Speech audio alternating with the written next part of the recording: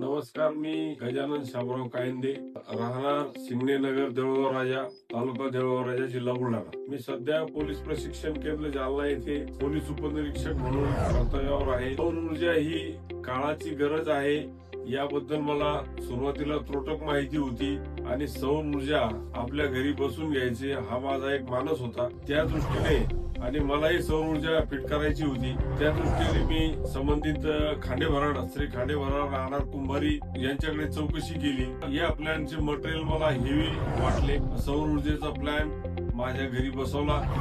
सौर ऊर्जेचा प्लॅन बसवण्या अगोदर मला कमीत कमी 2 ते 2.5 हजार रुपये महिन्याला इलेक्ट्रिक बिल येत होते. आता ते 0 इलेक्ट्रिक बिल झालेले आहे. 130 रुपये फक्त जे मीटर भाडं आहे तेवढंच आता बिल येत आहे. तो एक माझा फायदा त्यातून झालेला आहे.